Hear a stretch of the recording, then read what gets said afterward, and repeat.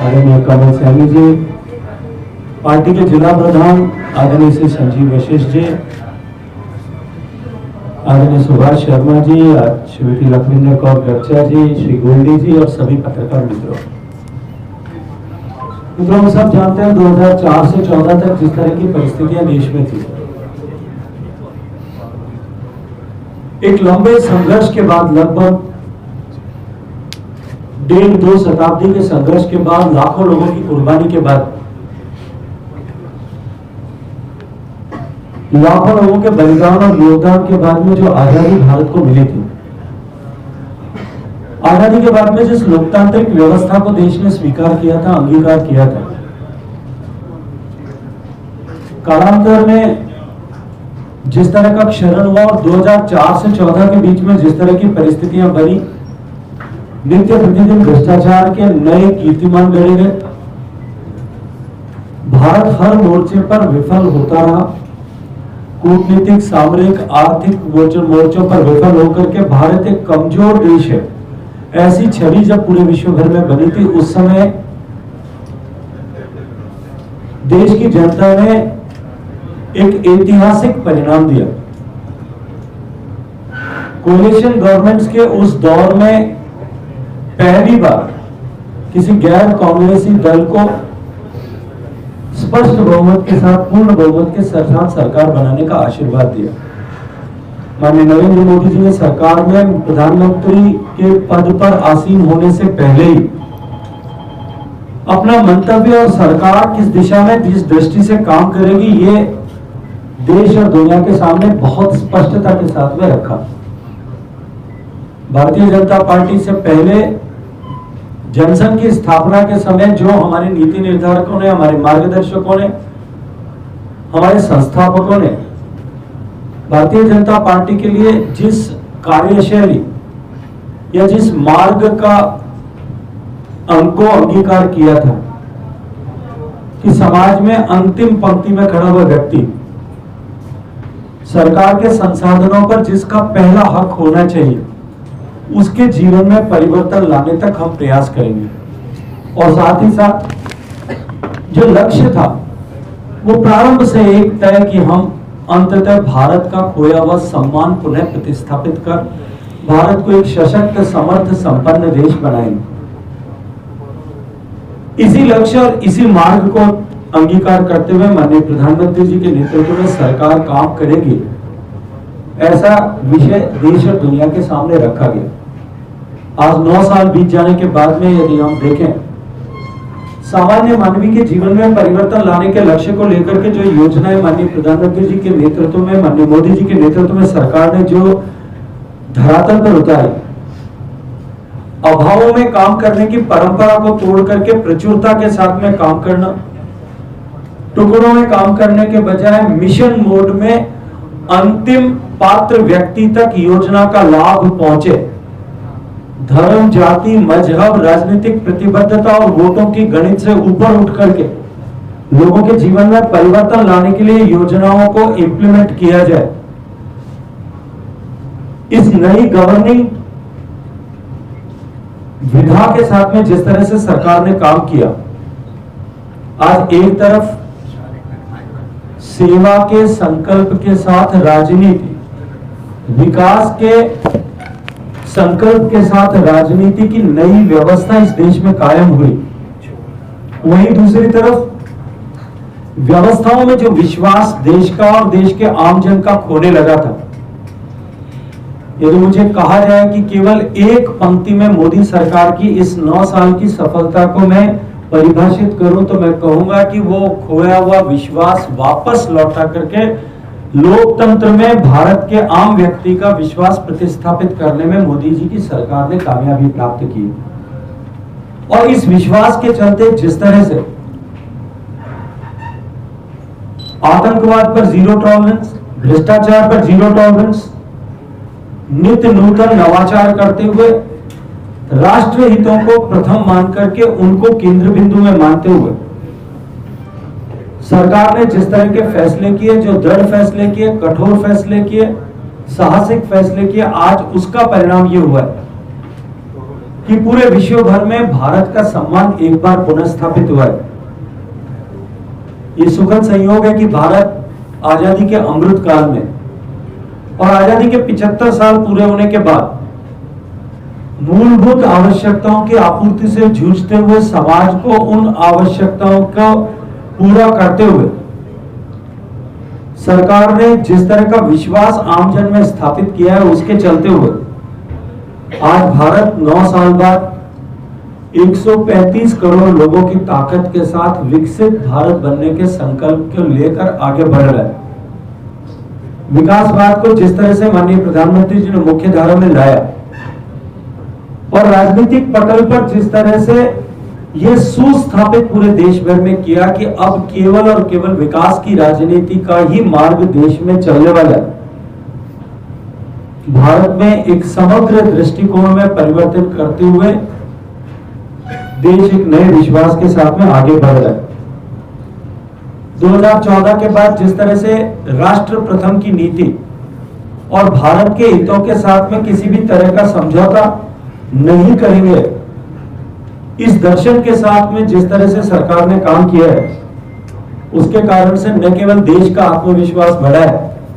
अपितु देश के संसाधनों का उचित उपयोग होकर के देश आज विकास के दौर में नए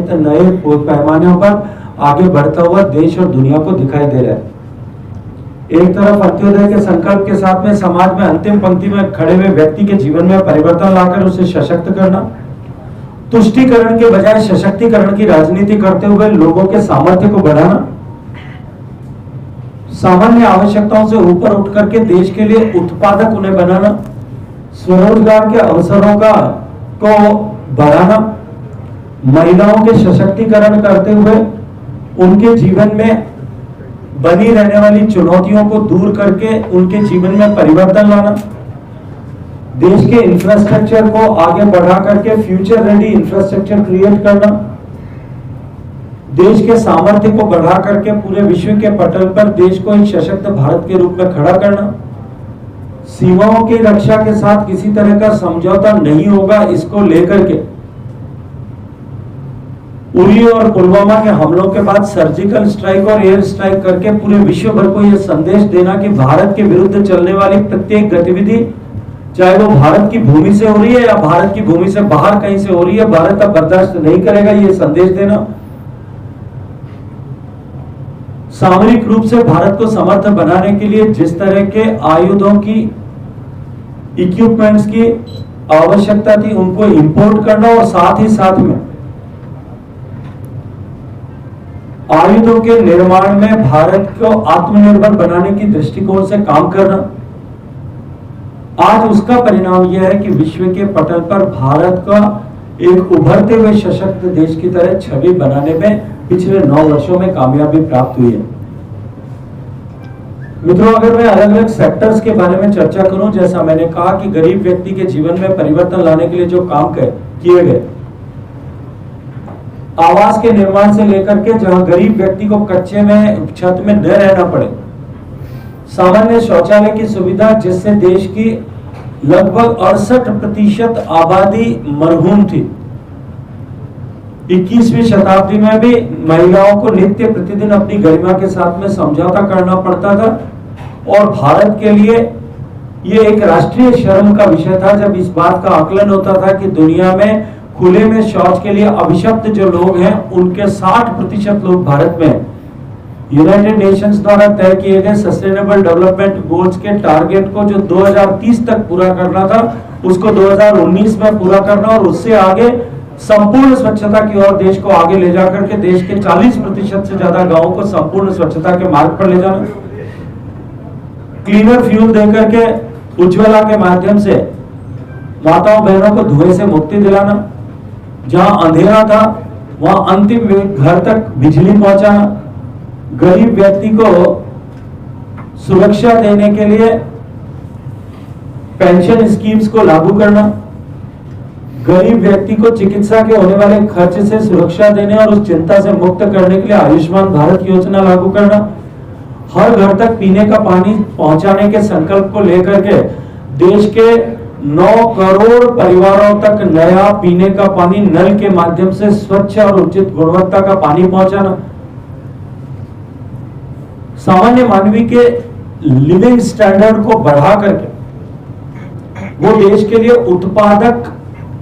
बन करके काम कर सके, इस दृष्टिकोण से देश की सरकार ने अभूतपूर्व काम इस 9 साल के कालखंड में किया है। कृषि क्षेत्र के आमूलचूल परिवर्तन के लिए जिस तरह से देश की सरकार ने माननीय मोदी जी के नेतृत्व में निर्णय किए, अगर मैं एक वाक्य में मुझे कहना हो तो मैं ये कहूंगा कि फूड डेफिसिट नेशन होने के चलते जिस तरह से भारत में कृषि क्षेत्र को देखने का नजरिया प्रोडक्शन सेंट्रिक था, जो अप्रोच थी वो उत्पादन पर केंद्रित थी,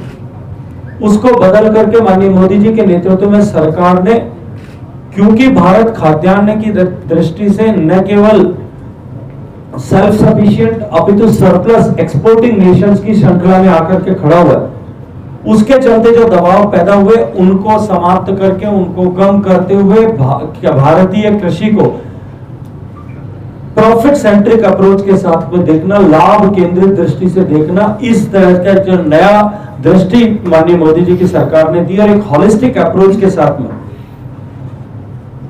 सॉइल हेल्थ कार्ड, जमीन की गुणवत्ता की जांच से लेकर के खाद और बीज की आपूर्ति को सुनिश्चित करना, कृषि क्षेत्र के रकबे, सिंचाई के रकबे को बढ़ाना, वर्षों से रुकी हुई परियोजनाओं को पूरा करना, कृषि क्षेत्र में निवेश को बढ़ाना, कृषि क्षेत्र के बजट को बढ़ा करके 2014 की तुलना में 5.6 टाइम 560% ग्रोथ देना, किसान को सामान्य आवश्यकता के लिए, कृषि आदान की आवश्यकता के लिए महाजन से ऊंचे सूद पर ऋण न लेना पड़े, इसके लिए उसे किसान सम्मान निधि देकर के वित्त पोषित करना, मार्केट रिफॉर्म्स करना, प्रधानमंत्री फसल बीमा योजना के माध्यम से करोड़ों किसानों को सुरक्षा चक्र देना, ये एक होलिस्टिक अप्रोच के साथ में जिस तरह से काम किया, आज उसका परिणाम देश भर में दिखाई दे रहा है। केवल कृषि आधारित अर्थव्यवस्था के बजाय किसान को अल्टरनेटिव सोर्सेज ऑफ इनकम के लिए स्ट्रेंथन करना, इस दृष्टिकोण से काम करने से निश्चित रूप से देश के किसान की आमदनी बढ़ी है। गरीब और किसान के बाद में देश के उद्योग धंधों को सामर्थ्य प्रदान करते हुए स्वरोजगारियों के हैंडहोल्डिंग करने के लिए जिस तरह से काम प्रदेश की सरकार ने किया, जहां एक तरफ मुद्रा के माध्यम से करोड़ों लोगों को लोन देकर उन्हें स्वरोजगारी बनाया गया, उनके जीवन में परिवर्तन ला करके उन्हें रोजगार प्रदाता के रूप में खड़ा किया गया। उसके अतिरिक्त स्टार्टअप इकोसिस्टम को जिस तरह से सरकार ने स्ट्रेंथन किया, उसके कारण से आज दुनिया का तीसरा बड़ा स्टार्टअप इकोसिस्टम भारत में बना। 2500 के लगभग स्टार्टअप से बढ़कर के आज हमारी संख्या 2014 के बाद में 1 लाख स्टार्टअप्स तक पहुंची और दुनिया के सबसे तेज गति से बढ़ते हुए यूनिकॉर्न्स अगर किसी देश में है वो भारत में, जो नंबर आज 110 को पार कर चुका है। आज अगर लेटेस्ट आए हुए आंकड़ों को भी उठा करके जो 2 दिन पहले हम देखें तो हमने हिस्टोरिकल हाई एक्सपोर्ट किया है। हमारी अर्थव्यवस्था न केवल कोरोना के बाद में सबसे तेजी से वी शेप से रिकवरी करने वाली अर्थव्यवस्था बनी है, अभी तो हमारी अर्थव्यवस्था दुनिया की सबसे तेज गति से बढ़ने वाली अर्थव्यवस्था के रूप में एक बार फिर परिभाषित की गई। देश को आर्थिक दृष्टि से सक्षम बनाना, टैक्स कलेक्शन की दृष्टि से, एक्सपोर्ट की दृष्टि से, पीएमआई की दृष्टि से, मैन्युफैक्चरिंग की दृष्टि से, सब दृष्टि से, टोल कलेक्शन की दृष्टि से, कंजम्पशन की दृष्टि से हाईएस्ट रिकॉर्ड्स बना करके देश की अर्थव्यवस्था को दुनिया की 5वीं बड़ी अर्थव्यवस्था बनाने में कामयाबी प्राप्त करना और तीसरी बड़ी अर्थव्यवस्था बनने की ओर सशक्त कदमों से आगे बढ़ना, ये निश्चित ही आर्थिक जगत में देश ने अभूतपूर्व प्रगति की। आत्मनिर्भर भारत बनाने के संकल्प को लेकर के जिस तरह से माननीय प्रधानमंत्री जी के नेतृत्व में सरकार ने काम किया है और कोरोना की उस आपदा में आपदा को अवसर समझते हुए जिस तरह से होलिस्टिक अप्रोच से सरकार ने काम किया, एक तरफ गरीब की रसोई चलती रहे, उसको अन्न दिया गया मुफ्त 3 साल तक लगातार 80 करोड़ लोगों को, और जब मैं 80 करोड़ की बात करता हूं तो पूरे यूरोप की आबादी के बराबर लोगों को जो है भोजन की सुरक्षा दी गई। वहीं दूसरी तरफ छोटे उद्यमी से लेकर के कॉर्पोरेट सेक्टर तक सबको हैंडहोल्डिंग उस समय में की गई, इंटरेस्ट में रिलीफ दिया गया और साथ ही साथ में बिना किसी गारंटी के, एडिशनल गारंटी के एडिशनल 20% तक एमएसएमई को जिस तरह से लोन देकर के उस समय में सहारा दिया गया, उसका परिणाम हमें दिखाई दे रहा है। लेकिन साथ ही साथ दुनिया का सबसे श्रेष्ठ दुनिया का सबसे सस्ता टीके का निर्माण और एक नहीं 2 टीकों का निर्माण करके भारत ने जिस तरह से इस क्षेत्र में अपनी धाक पूरे विश्व भर में कायम की और दुनिया का सबसे बड़ा टीकाकरण का अभियान चला करके 220 करोड़ डोजेस टीके की देकर के देश को जिस तरह से एक सुरक्षा चक्र दिया गया और केवल भारत ही नहीं, भारत के बाहर 50 से ज्यादा देशों के 2/3 लोगों को सुरक्षा चक्र देने का काम जिस तरह से भारत के निर्मित टीके से हुआ, उसके कारण से भी भारत की प्रतिष्ठा पूरे विश्व भर में पुनर्स्थापित हुई है। मित्रों, इस तरह से जो है देश में अगर मैं इंफ्रास्ट्रक्चर की बात करूं, जिस तरह से रेल, रोड, हाईवेज और हाईवेज बनाने की गति देश में बढ़ी, इनलैंड वाटर ट्रांसपोर्ट को लेकर के जहां कांग्रेस की और यूपीए की सरकारों में के चलते हुए देश में 2014 तक एक भी आइडेंटिफाइड इनलैंड वाटरवे नहीं था। आज देश में 111 इनलैंड वाटरवेज या तो बन गए या बन चुके हैं या बन रहे या उनके ऊपर काम प्रारंभ हो रहा है। जिस गति के साथ में हमने मेट्रो नेटवर्क को खड़ा किया, दुनिया का तीसरा सबसे बड़ा मेट्रो नेटवर्क बनाने वाला देश आज भारत हो गया। जहां हमने सिफर से शुरू किया था, बहुत केवल एक दिल्ली में मेट्रो नेटवर्क हुआ करता था, आज पूरे हिंदुस्तान में जो है 15 से ज्यादा शहरों में मेट्रो नेटवर्क सक्सेसफुली काम कर रहा है और उसके कारण से मिडिल क्लास की कम्युनिकेशन की क्वालिटी में बहुत बड़ा अंतर जो है वो आया है। जो इंटरनेशनल स्टैंडर्ड्स की वंदे भारत ट्रेन के माध्यम से पूरे भारत को हाई स्पीड ट्रेन नेटवर्क से जोड़ने पर काम हुआ है, उसी के साथ साथ में पैसेंजर सेफ्टी और पैसेंजर एमिनिटीज को बढ़ाने के लिए जिस तरह से काम हुआ है, आज उसका परिणाम भी देश देख रहा है। एयरपोर्ट्स का विस्तार जिस गति के साथ में हुआ है, अगर मैं उसको आजादी के बाद में बने हुए 74 एयरपोर्ट्स की तुलना करूं तो 9 साल में हमने 74 नए एयरपोर्ट्स बना करके गति को अगर मैं एक दशक को मैं कैलकुलेट करता हूं तो 800% जो है मैं ज्यादा ग्रोथ उसमें रजिस्टर की है। ठीक उसी तरह की परिस्थितियां रेल के इंफ्रास्ट्रक्चर के अपग्रेडेशन को लेकर के, विकसित भारत बनाने के लक्ष्य को लेकर के उसके अनुरूप आवश्यकता के अनुरूप इंफ्रास्ट्रक्चर को खड़ा करने में माननीय मोदी जी की सरकार ने अभूतपूर्व जो है प्रगति की है। 370 और 35 को हटा करके जो राष्ट्रीय कलंक का विषय था उसको समाप्त करने के साथ साथ में भगवान श्री राम का मंदिर बनाने के मार्ग को प्रशस्त करके 450 साल से देश के सभी लोग जिस विषय का इंतजार कर रहे थे उस विषय को समाप्त किया, इस संकल्प के साथ में कि हम गुलामी की मानसिकता को पीछे छोड़ करके, गुलामी के निशानों को पीछे छोड़ करके काम करेंगे और अपनी विरासत का सम्मान करेंगे। उसको लेकर के जिस तरह से करतारपुर साहब के लांघे को, करतारपुर कॉरिडोर को वापस खोला गया, जिस तरह से काशी में, उज्जैन के महाकाल में, भगवान जगन्नाथ के मंदिर में, भुवनेश्वर में, सोमनाथ के मंदिर में, केदारनाथ के मंदिर में जिस तरह से काम हुआ है, आज उसका परिणाम ये हुआ है कि न केवल उसके उन जगहों पर जाने वाले तीर्थ यात्रियों को, पर्यटकों की सुविधाएं बढ़ी है, अपितु उनकी संख्या में भी कई गुना इजाफा हुआ है और उसके कारण से भी हमारी इकोनॉमी को एक बड़ा बूस्ट मिला है। इन सब के चलते और इस सब के साथ साथ में जो लोक कल्याणकारी योजनाएं चालू की गई, उनके जो हिडन बेनिफिट्स हुए, चाहे पेयजल की मैं बात करूं, आज पूरे विश्व भर की संस्थाएं मानती है कि उसके कारण से लाखों लोगों का जीवन बचा है और हमारी इकोनॉमी को एक बड़ा बूस्ट मिला है। स्वच्छता के मिशन के चलते हुए लगभग 4 लाख लोगों का जीवन पूरे 5 साल के कालखंड में बचाने में इस योजना के कारण से कामयाबी मिली है। वहीं दूसरी तरफ 50,000 रुपए प्रति परिवार जो बीमारी के कारण से होने वाला खर्च या उसके कारण से जाया होने वाले समय पे व्यय होता था, उसमें बचत हुई है। उसके कारण से इकोनॉमी को जिस तरह की ग्रोथ मिली है, यह विश्वास के साथ में कहा जा सकता है, पूरी दुनिया ये स्वीकार करती है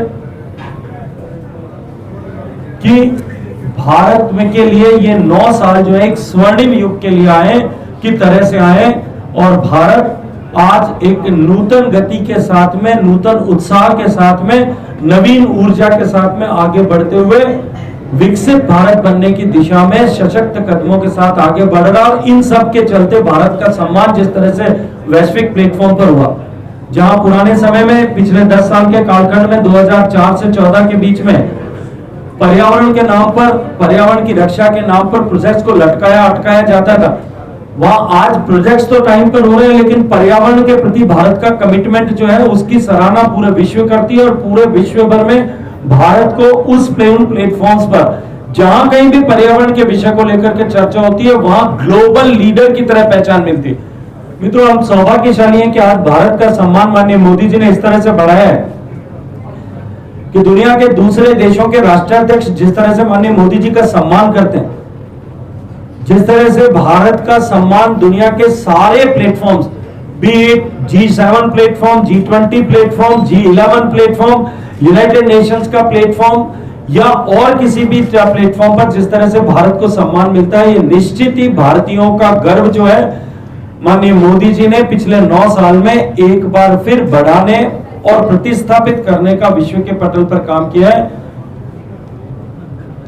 और सशक्त कदमों के साथ में देश को आगे बढ़ाने के लिए मोदी जी की सरकार काम कर रही है। निश्चित ही इन 9 सालों में जिस तरह से काम हुआ, जो नई रवायत भारत में बनी है, मैं विश्वास के साथ में कह सकता हूं कि आने वाले समय में माननीय मोदी जी के नेतृत्व की जितनी भारत को आवश्यकता है, पूरा विश्व इस दृष्टि से देख रहा है कि पूरे विश्व भर को भी माननीय मोदी जी के जैसे नेतृत्व की भारत में बनाने इसकी आवश्यकता है। हम सब पत्रकार मित्रों ने और मैं आपको और आपके माध्यम से देश की जनता को इसके लिए अभिनंदन करना चाहता हूं। देश के मतदाताओं का कुछ चरणों में अपना शीश जो रख करके उनका अभिवादन करना चाहता हूं कि उन्होंने ये सेवा का अवसर भारतीय जनता पार्टी को, भारतीय जनता पार्टी के हम कार्यकर्ताओं के, भारतीय जनता पार्टी के नेताओं को, माननीय मोदी जी को जो अवसर प्रदान किया, एक बार नहीं 2 बार अवसर प्रदान किया, एक बार पूर्ण बहुमत का और दूसरी बार उससे भी ज्यादा बहुमत देकर के जिस तरह का आशीर्वाद दिया है, हम कृतज्ञ मन से देश की जनता का और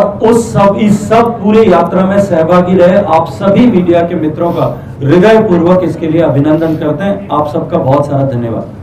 मुझे लगता है मैंने पहले ये कहा था कि आज की प्रेस कॉन्फ्रेंस 9 साल की उपलब्धि सिर्फ 9 साल तक रखें, इसको लेकर के उसके अतिरिक्त यदि कोई भी प्रश्न है हम अलग से बैठ करके उस पर। मेरा सवाल है सर, जो उसने कल बयान दिया है राहुल गांधी, उनका ये कहना है कि वो मुस्लिम लीग से जो है वो समझौता करेंगे। मैंने कहा कि इस विषय को आप ही छोड़ दीजिए, इसके बाद में बात। लोगों को और मजबूत करने की बात हो रही है देश के कौन सा देश में सिंडेशन के कानून को और मजबूत करने की बात हो रही है, उससे आप किस तरह समझते हैं? लॉ कमीशन ने आज रिकमेंडेशन दी है। क्योंकि मुझे लगता है कि कानून के विषय पर इस तरह से कैजुअल टिप्पणी करना मेरे जैसे स्तर के व्यक्ति के लिए उचित नहीं है। कानून बनाने की, कानून के सशक्तिकरण करने की, कानून में फेरबदल करने का अधिकार देश की संसद को है और संसद को के अधिकार के ऊपर मैं अपनी टिप्पणी यहाँ से बैठ करके मीडिया के सामने करूँ, ये उचित नहीं। केंद्रीय सरकार ने पीछे जैसे पंजाब महासंघ होता था पहले, पीछे 3 स्पीकर हमारे बैठे हैं पंजाब, हरियाणा, हिमाचल के, तो उस विषय को लेकर जो अच्छा लगा कि भी 3 प्रांतों के स्पीकर बैठे हैं, क्या उससे हमारी ट्राई सिटी पंजाब की समस्या और दूसरे क्षेत्रों की जो समस्या होती थी, इससे आने वाले समय में लगता है कि लाभ मिलने वाला सरकार की तरफ से? मुझे लगता है कि इस प्रश्न का 9 साल के इस काम से कोई संदर्भ नहीं। उपलब्धि सर महासंघ की निश्चित रूप से ऐसी बहुत सारी उपलब्धियां जिन पर चर्चा की जा सकती है, लेकिन इस तरह के प्रश्न पे अभी उत्तर देना उचित नहीं है। एक विधायकों की जो ऊना में बैठक हो रही है कि फर्स्ट टाइम हो रहा सरकार की तरफ से कि देश भर के सारे विधायक इकट्ठे होके वहां जा रहे हैं, ऐसा कभी सरकारों ने नहीं किया। क्या इस तंत्र से भी कुछ सरकारों को या दूसरे क्षेत्रों को फायदा होगा? निश्चित रूप से देखिए, संवाद की स्थिति और समूह में बैठने से निश्चित ही लाभ होता है और इस तरह की परंपराएं जो माननीय मोदी जी ने प्रारंभ की, ये केवल विधायकों के बैठने का विषय नहीं। माननीय मोदी जी ने 2014 में 2 विषय देश के सामने रखे थे, एक कोऑपरेटिव फेडरलिज्म का, कि हम देश में सभी लोग मिलकर के, चाहे हम किसी भी राजनीतिक प्रतिबद्धता से आते हो, लेकिन हम सब लोग कोऑपरेटिव फेडरलिज्म के सिद्धांत के साथ में काम करें, टीम इंडिया के रूप में काम करें। और आपने देखा होगा कि पिछले 9 साल के इस कालखंड में राजनीतिक भेदभाव या राजनीतिक प्रतिबद्धता के भेदभाव के आधार पर कहीं भी विकास के किसी काम को न रोका गया, न टोका गया, न बढ़ाया गया, न जो है उसको चढ़ाया गया। केवल और केवल देश का विकास करना है और उसी के चलते जिस तरह का अभूतपूर्व काम पूरे पूर्वोत्तर भारत में हुआ, जो पूर्वोत्तर भारत के प्रांत अपने आप को अलग थलग महसूस करते थे, आज विकास की दौड़ में वो पूरे देश के साथ में कदम ताल करते हुए उनसे होड़ करते हुए दिखाई दे रहे हैं। सर फेडरलिज्म की हमने बात की है, जो नॉन बीजेपी स्टेट गवर्नमेंट है वो एलिगेशन यही लगाती है, पहले कांग्रेस पे भी लगता था कि आप स्टेटों का जो फंड होता है वो रोक देते हैं, जैसे पंजाब है, ऐसे ही राजस्थान है, हिमाचल है, तो वो बोलते हैं कि जो बीजेपी का स्टेट नहीं होती जिसमें गवर्नमेंट में, वो बीजेपी फिर ऐसे। देखिए, मैं पूरी सरकार के बारे में टिप्पणी करूं ठीक नहीं होगा। मैं मेरे मंत्रालय का विषय आपके संज्ञान में लाना चाहता हूं। देश का नहीं, दुनिया का सबसे बड़ा ड्रिंकिंग वाटर प्रोग्राम हम कर रहे हैं। अगर मैं कहूंगा तो शायद लगेगा कि मैं आंकड़ों में कोई फेरबदल कर रहा हूं। आप अपने मोबाइल में जेजेएम का डैशबोर्ड खोल करके देश के हर प्रांत की स्थिति देख लीजिए। पिछला बजट का जब पीरियड खत्म हुआ था 22-23 का 31 मार्च को 1 अप्रैल को, तब भी देश के हर प्रांत में जहां प्रोग्राम कंप्लीट नहीं हुआ और कंप्लीट हो गया है, वहां भी हर प्रोग्राम स्टेट में 32 राज्य और केंद्र शासित प्रदेशों में सब में अधिशेष राशि और जो भी कम नहीं लगभग 40,000 करोड़ रुपए पूरे देश भर में थी, वो एडवांस जमा है और अभी भी एडवांस जमा है। इसलिए ये कहना कि देश में सरकारें पैसा रोक रही है, ये पुराने जमाने का विषय था, जब इस तरह के आंकड़े जो है वो खुले पटल पे नहीं रखे जाते। आजकल जो है सब आंकड़े माननीय मोदी जी की सरकार, जिसका पारदर्शिता ही मूल मंत्र है, ट्रांसपेरेंसी इज आवर की फैक्टर, उसमें हमने सब चीजों को ऑनलाइन कर रखा। आप उठा करके एक बार देख लीजिए, उसके बाद टिप्पणी करिए। शेखावत जी, जहां एक तरफ आप 9 साल पर प्रेस कॉन्फ्रेंस कर रहे हैं, जो मोदी सरकार की जो नीति है उसके बारे में बता रहे हैं, वहीं कांग्रेस भी 9 साल 9 सवाल जो है कर रही है, तब तमाम शिफ्ट में जाके वहां प्रेस कॉन्फ्रेंस कर रही है। सर देखिए, वो जो प्रेस कॉन्फ्रेंसेस की गई हैं उसके जो 9 सवाल है, मुझे पता नहीं पूरे देश में दूसरी जगह कहाँ हुई है। मैं राजस्थान से आता हूँ, राजस्थान में आकर के प्रेस कॉन्फ्रेंस की और उन्होंने प्रश्न खड़ा किया कि देश में अशांति का माहौल है, देश में सबसे ज्यादा बलात्कार की घटनाएं अगर कहीं हो रही है तो राजस्थान में हो रही है, देश में सबसे ज्यादा शेड्यूल कास्ट और शेड्यूल ट्राइब पर अत्याचार और उनके साथ में दुर्व्यवहार की घटनाएं कहीं हो रही है तो राजस्थान में हो रही है, देश में सबसे ज्यादा अवैध माइनिंग की घटनाएं कहीं हो रही है तो राजस्थान में हो रही है, देश में सबसे ज्यादा बेरोजगारी अगर कहीं है तो राजस्थान में, देश में सबसे ज्यादा महंगा पेट्रोल और डीजल कहीं बिक रहा है तो राजस्थान में बिक रहा है, देश में सबसे ज्यादा पेपर लीक अगर कहीं हुए हैं तो राजस्थान में हुए, और उसके बाद में भी वो वहां आकर के उन्हीं विषयों पर प्रेस कॉन्फ्रेंस कर रहे हैं। मुझे तो कभी कभी उनकी बुद्धि पर तरस आता है। राजस्थान की बात की है, राजस्थान कांग्रेस में वो बाद में बात, आज अभी 9 साल का रिपोर्ट कार्ड मोदी सरकार का पेश किया जा रहा है। एक तरफ तो बीजेपी पूरे देश भर में, मैं रिपोर्ट कार्ड पेश नहीं कर रहा हूँ, मैं तो मित्र अभिनंदन कर रहा हूँ जिन लोगों ने हमें 9 साल काम करने का मौका दिया उनको। सर सवाल कीजिएगा कि जो आप बता रहे हैं, पूरी उपलब्धियां गिना रहे हैं, जन जन की नीतियां जो आप बता रहे हैं, एक तरफ तो आप नीतियां गिना रहे हैं, दूसरी तरफ पूरा विपक्ष जो है वो मोदी सरकार के अगेंस्ट जो है एकजुटता कर रहा है। खासतौर पर आम आदमी पार्टी की बात की जाए, दिल्ली में जिस तरीके से एक जो अध्यादेश लेकर है उसको लेकर देश भर में वो समर्थन ले रहे हैं, पूरा विपक्ष एकजुट होने की कोशिश कर रहा है। 2024 में पूरा विपक्ष कह रहा है कि हम एक साथ लड़के नरेंद्र मोदी को हराएंगे, उसको कैसे देखते हैं? मैं आपको 2019 के चुनाव के पहले का परिदृश्य 8 महीने का एक बार उठा करके अपने टीवी चैनल्स की न्यूज, अपने प्रिंट मीडिया की न्यूज़ को उठा करके देख लीजिए, उस समय के बयान उठा करके देख लीजिए। उसी तरह भी इसी तत्परता और तन्मयता के साथ एकीकरण के प्रयास किए जा रहे थे, लेकिन जनता ने उस प्रयासों को नकार दिया। इससे भी ज्यादा कीचड़ उछालने के प्रयास उस समय किए जा रहे थे, नॉन इश्यूज को इश्यू बना करके और राजनीति के पटल पर चिपकाने की कोशिश की जा रही थी। लेकिन जनता ने, आज देश के लोकतंत्र परिपक्व हो गया, मतदाता भी परिपक्व हो गया, देश का लोकतंत्र 75 साल का हो गया। मतदाता अपने हित और अहित को अच्छी तरह से समझते हुए मतदान करता है। उसने किस तरह का मैंडेट दिया ये आप सबने देखा था, और यही सारे विपक्ष के लोग जो उस समय एक होने की कोशिश कर रहे थे, फिर एक बार कोशिश कर रहे हैं। उनका धर्म है, उनको धर्म अपना निभाने दीजिए, उसमें आपको और मुझे क्यों आपत्ति करनी चाहिए। पंजाब में है, यहाँ पर स्पेकुलेशन चल रहा है कि एक बार फिर से अकाली दल और आप साथ आ सकते हैं, क्या कुछ ऐसी संभावना दिखती है आपको? मुझे लगता है ये आज से जुड़ा हुआ विषय नहीं है, लेकिन मैं पहले जब पिछली बार आया यहाँ था तब भी मैंने कहा था कि न तो ऐसी संभावना है, न ऐसा कोई विचार है, न ही ऐसा कहीं चर्चा भी है। सर तुसी अपनी प्राप्तियां च किया, किसानों के लिए आपने बहुत काम किया। आपकी सरकार के कार्यकाल में किसानों का सबसे बड़ा आंदोलन भी हुआ, और वो आज भी उनकी जो मांगे थी उनका ये कहना है कि हमारे अभी तक पूरी नहीं हुई। जो जो उनके वादे किए गए थे गवर्नमेंट से उनको उठाने के लिए, वो अभी तक वैसे, इसके बारे में आप क्या कहो? देखिए, मुझे लगता है कि किसानों से किसी भी तरह की वार्ता और कोई लिखित में समझौते की तरफ विषय नहीं। माननीय प्रधानमंत्री जी ने देश के पंजाब, हरियाणा और कुछ उत्तर प्रदेश के हिस्से को छोड़ करके बाकी सब देश के किसानों की सहमति होने के बावजूद भी देश ये कानून, जिन पर किसानों को एक कॉलम को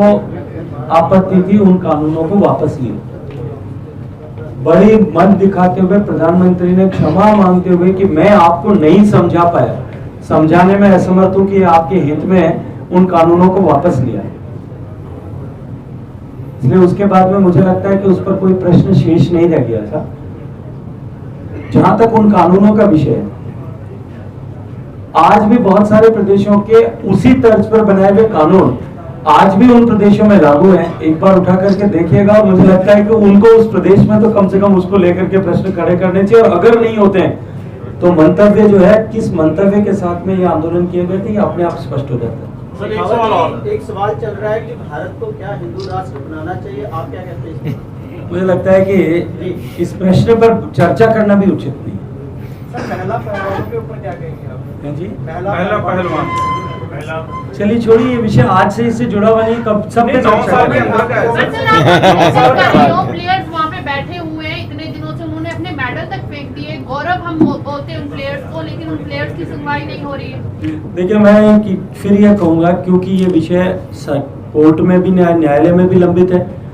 इस विषय को लेकर के व्यापक चर्चा हुई है, इसलिए आज इस विषय पर, इस प्रेस कॉन्फ्रेंस पर मुझे इस तरह की कोई टिप्पणी नहीं करना है। फिर अवसर होगा, हम आपस में बैठ करके बात करेंगे। मैं वहां भी आपको इस बात को कि किस तरह से माननीय मोदी जी की सरकार ने महिलाओं का सशक्तिकरण किया है। महिलाओं का सशक्तिकरण उस महिला से जाकर के पूछो जिसको रोज सुबह अपने खाने पीने को इस तरह से जो है, आप उस दर्द को नहीं समझ सकते क्योंकि आप ग्रामीण पृष्ठभूमि से नहीं आते। मैंने वो गरीबी देखी है कि रोज दिन के 24 घंटे को इस तरह से नियत करना पड़ता था अपने पीने के पानी को और भोजन को भी, कि अंधेरा होने से पहले किसी तरह की आवश्यकता नहीं पड़े। उन देश की जो है 60 करोड़ लोग, और उसमें से 30 करोड़ माताओं बहनों से जाकर के पूछिए कि उनके जीवन में किस तरह से परिवर्तन हुआ। जाकर के पूछिए उन महिलाओं को जिनको अंधेरे में इंतजार करना पड़ता था, और जो है बिजली के वो लालटेन की या डिबरी जला करके और अपना खाना पकाना पड़ता था, या उन बच्चों से जाकर के पूछो कि जिनके जीवन में क्या परिवर्तन हुआ। इसलिए ये विषयों को भटकाने के लिए इस तरह के प्रश्न की अभी आवश्यकता नहीं है, हम अलग से बैठ के उस पर चर्चा करें। सर, राहुल गांधी यूएसए के दौरे पे है, लगातार कह रहे हैं कि ये 9 साल से कहीं संबंध नहीं है, उसके अलावा बात करेंगे। सर, 9 साल के संदर्भ में राहुल गांधी जी ने ये कहा है कि लोकतंत्र को 9 साल का जो अपना कार्यकाल है उसमें जो भी किया है उसे इतनी अच्छी तरह से दर्शा रहे, लेकिन जो पिछले सालों में हिंदुस्तान में है वो कह रहे हैं वो सब गलत हुआ है। उन्होंने एक टिप्पणी की, उन्होंने कहा अगर मोदी जी को भगवान के सामने बिठा दिया जाए तो वो ये भगवान को समझा देंगे कि ब्रह्मांड की जो उन्होंने सृष्टि की रचना की वो भी गलत थी। इस विषय में ऐसी टिप्पणी पे आप ये क्या कहना चाहेंगे? राहुल गांधी जी की इस टिप्पणी पे मुझे सिवा हंसी के और कुछ नहीं आता, लेकिन मेरा एक प्रश्न है कि आजादी के 72 साल तक जिन लोगों की 55 साल तक सरकार रही, 72 साल में से या 70 साल में से जिन लोगों की 55 साल तक सरकार रही, उस 55 साल की सरकार में हर घर तक शौचालय बनाया जाना चाहिए, क्या ये आवश्यकता नहीं थी? उस 55 साल में जब उनके परिवार के लोग जो है देश के मुखिया थे और ये दर्द मंच पर खड़े होकर के सार्वजनिक रूप से साझा करते थे कि 1 रुपया भेजते हैं उसमें से 85 पैसे जो है 85% करप्शन की भेंट चढ़ जाता है, नीचे धरातल पर 15 ही पैसे पहुंचते हैं, तो इसका समाधान क्या होना चाहिए? इसकी चिंता की आवश्यकता है, उनकी जिम्मेदारी नहीं थी क्या? देश में सड़कों की जो है जाल बढ़ाया जाना चाहिए, हर गांव को सड़क से जोड़ा जाना चाहिए, इसके लिए क्यों कर देश को भारतीय जनता पार्टी नीति सरकार का इंतजार करना पड़ रहा था? देश के एक सांसद को 25 गैस सिलेंडर देने के लिए, कनेक्शन देने के लिए एक परफॉर्मा दिया जाता था, उसके बजाय क्यों कर देश के हर एक व्यक्ति को गैस का चूल्हा नहीं दिया जा सकता? इसके लिए देश को इंतजार क्यों करना पड़ रहा था? अपनी खामियों को स्वीकार करके अगर आगे बढ़ेगा तो उसको नई दृष्टि मिलेगी। केवल राजनीति के लिए उपहास करने के अगर करके टिप्पणी करेंगे